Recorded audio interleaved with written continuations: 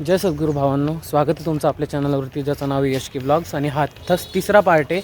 आपण जेजुरीला आलो आहे आणि कडेपाटावर गेलो नाही असं होऊ नाही शकत. चला आता कडेपाटावर करूया. बोबडी का बोलतोय माझी? बोबडी वाळताय. चला लेट्स गो. बोबडी वाळताय. बोबडी वाळिंग गाईज. चला हवा कडेपाठाराचा राज्य. जय चलो येलकोट जय मल्हार सदानंदाचा येलकोट. गाईस आता आपण कडेपाटावर चढतोय. हे बघा खूप वर आलो, दाखवतो बघा तुम्हाला. हां तरी अजून बराच वर जायचं आहे. जेवलो आहे ना आत्ताच. ब्लॉग हा तिसरा पार्ट आहे, पण जेवलो आहे आत्ताच. मी मागच्या ब्लॉगमध्ये दाखवला, तर त्याच्यामुळं थोडा आता आस्ते जातो आहे. कारण की जास्त धावत पळत चढलो तर दम वगैरे लागेल. आत्ताच जेवलो आहे. 1-2 स्टॉप घेत आम्ही वर जातो आणि वर गेल्यावर मग तुम्हाला शूट दाखवतो. गाईस दम टाकत चढलो बराच वर. जेजुरीच्या पेक्षा हाईट आहे कडपाटाराची. हे बघा सेम हाईटला आलो बघा जेजुरीच्या. दाखवतो बघा, हे बघा दिसली. चला वर चढूया आपण. बाई गेला टाकून पार्टनरला. दम टोकी गाईस. हॅलो थोडासाच बाकी आहे बघा, झाला अंतर संपला. गाईज लास्ट टाइम मी तिथून आपलं नवीन जेजुरीवरून तसा आम्ही चढलो होतो. त्या डोंगरावर उतरताना इथून उतरलेलो. या असा डोंगरावरून आला आणि इकडनं उतरलेला तो. पण आज जो मार्ग आहे तो बेस्ट आहे, कारण तिथून जरा हवा टाईट होतोय याच्यापेक्षा. याच्यापेक्षा चला वर जाऊन भेटूया आता. आम्ही जेवलोय आणि जेवण वरती चालू म्हणून थोडा हे झालाय. जर सकाळी गेलो असतो तर मग आरामात गेलो.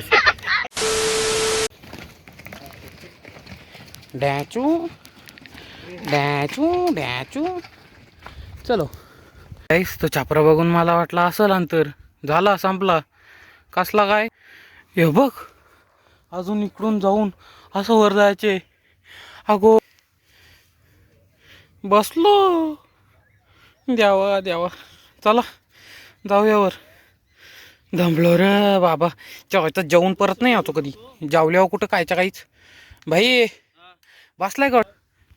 पार्टनर पण बसलाय. गाईज अजून आपल्याला एवढं चढायचं आहे थोडं. हे आपला ब्लॉगर रे, हे बघा गणपती बाप्पा परत बसला. बघा एवढं जिमला जातंय तरी का खातंय. काय नाही मी बसलो नाही, पाण्याची बॉटल पडलेली. झूठ बोले कावला काटे.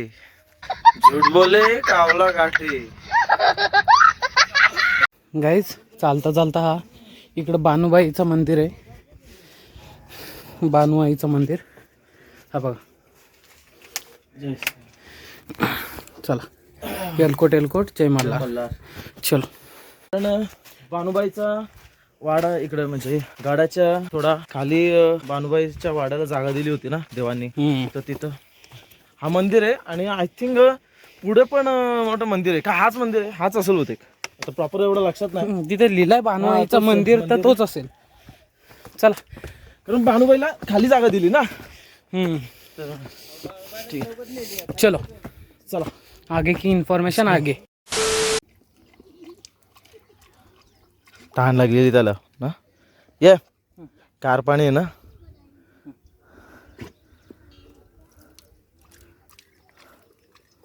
गाईज फायनली देवस्थान कडेपाटार. पठार चला फायनली पोचलो. गाईज हा बघा महालक्ष्मी नारायण मंदिर आहे.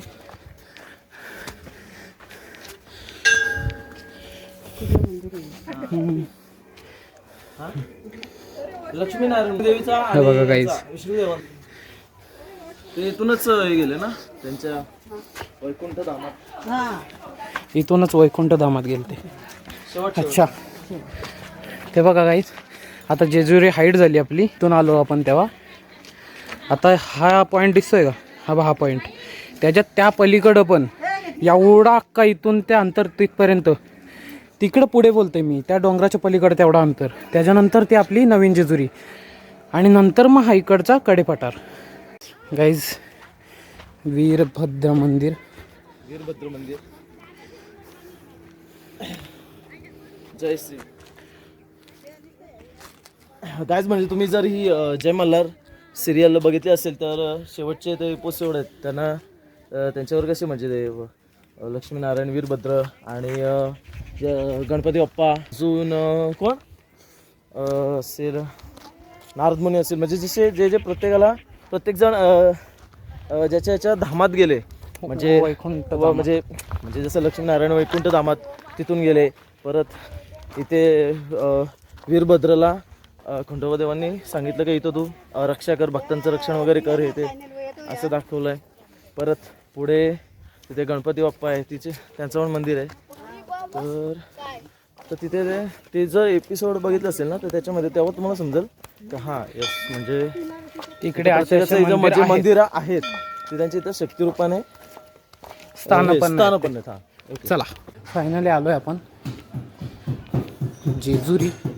सेकंड जेजुरी पण बोलतात त्याला. सेकंड नाही, फर्स्ट जेजुरी. हां sorry this is first Jejuri आणि सेकंड वाली ती आणि ती आता मेन जेजुरी झाली. मेन जेजुरी का आता ती जवळ पडते सर्वांना म्हणून.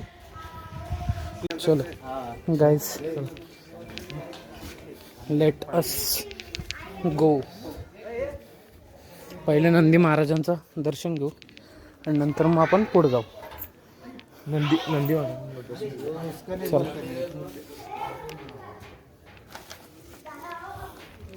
चल चल. आतमध्ये शूटिंग बंद आहे गाईस, तो नॉर्मल दाखवतो आणि मग बंद करतो. डायरेक्ट चरणाशी. हां डायरेक्ट चरणाशी गाईस. बाई थोडा डोका थांबा. हे बघा गाईस दिसेल देवाचा आतमध्ये शूटिंग त्याच्यामुळे.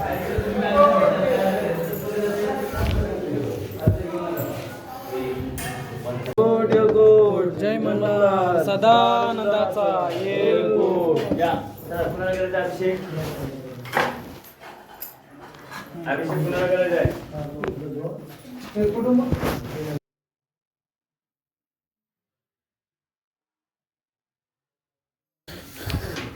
हे बघा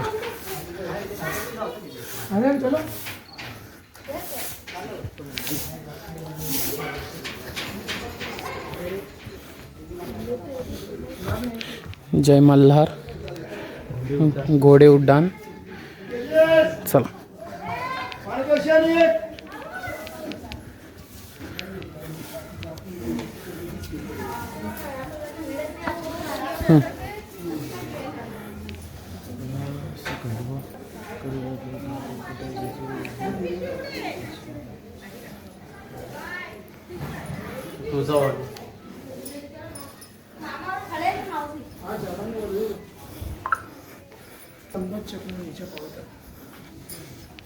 गाईस आता पाया पडलो तिथं तुम्हाला ते 2 लिंग दिसलेत का नाही नाही माहीत, पण पिंडीसारखे लिंग होते. तर त्याचा काय आहे त्याचा असं आहे खंडोबा देव आणि महासादेवी म्हणजे ती पार्वती देवी होती. तर ती दोघं जण जेव्हा परत कैलासात गेले ना त्याच्यानंतर ते शक्तिरूपात इथं त्यांचे लिंग हे झाले. तर त्यांचे स्थानपन्न. झाले. चला आता बुट वगैरे घालू आणि निघूया. कुणाची तरी चप्पल पलवली काय बारक्या कुत्र्यानी. मी तेच मागं बघू होतो. हे बघ इकडे नेले. जाऊ दे चला. बाबा काय करतो. या साईडला पंचशील देव महादेवांचा आहे.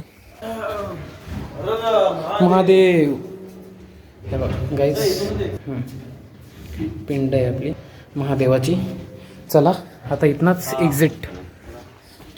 मंदिराचं पण काम चालू आहे. पंचलिंग महादेव. गोष्ट शेअर करायची होती का नवीन जेजुरी आणि जुनी जेजुरी यातला फरक. तर आता कसं आहे ते सांग बाई. हां तर मित्रांनो खूप जणांना प्रश्न पडतो की 2 जेजुरी कसं काय, म्हणजे जी आत्ताची जी ती मेन जी जेजुरी जी दिसते म्हणजे तिथं सर्वजण येतात ती जेजुरी आणि हिचं कडेपाठार जी जेजुरी आहे ते दोन दोन कसं काय तर त्याची एक फार पूर्वीची एक गोष्ट आहे म्हणजे एक भक्त होता तो नेहमी म्हणजे रोज देवाची आंघोळ घालायला इथे कडेपाठारावर यायचा. ते पायवाट आहे ना तिथून पायवाट आहे ना तिथून तो यायचा म्हणजे जसं जे नवीन जेजुरी पासून जो एवढा जो डिस्टन्स आहे ना कडेपाठारीपर्यंत तो तसाच तोच रूट होता. आपण आलो तो नाही तो जिथून जेजुरी चढते तिथून वर चढल्यानंतर 2 डोंगर पार करून या साईडला तो जो रूट आहे ना त्या रूटनीच तो भक्त नेहमी यायचा आणि तो मनोभावे श्रद्धेने देवाची आंघोळ सेवा वगैरे करायचा आणि रोज देवाची आंघोळ घालायला यायचा आणि देवाची सेवा करायचा. पण जसं त्याचं वय झालं म्हणजे एजनुसार जसा तो एजेड झाला त्याच्यानंतर मग त्यांनी देवाला सांगितलं की देवा आता माझ्या वयानुसार मला आता इथे एवढं लांब चढून येणं जरा कठीण होऊन जाईल तर तू काय कर तू माझ्याबरोबर घरी चल तिथे मी तुझी सेवा करीन. तर मग आता इथे देव शक्तिरूपाने तिथंच येत म्हटल्यानंतर देवाने तिथे त्याला सांगितलं की ठीक आहे तू पुढे चल मी तुझ्या मागे मागे येईन तुझ्या घरी. पण देवाने एक अट घातली का जिथे तू मागे वळून बघशील मी तिथेच आणि त्याच जागेवर तिथंच स्थानापन्न होईल मी तिथेच थांबीन. मग त्यांनी ते अट मान्य केली आणि तसं पुढे तो भक्त निघाला आणि निघता जसं तो पुढे गेला एवढा तो पूर्ण तो ऑलमोस्ट पुढे गेला होता तिथे. आणि नवीन जेजुरी आहे ती बघितली ना कशी म्हणजे अशी टेकडीवर म्हणजे ऑलमोस्ट त्या डोंगराच्या त्या असं इन्क्लाइनिंग म्हणजे स्लोपच्या याच्यामध्येच आहे.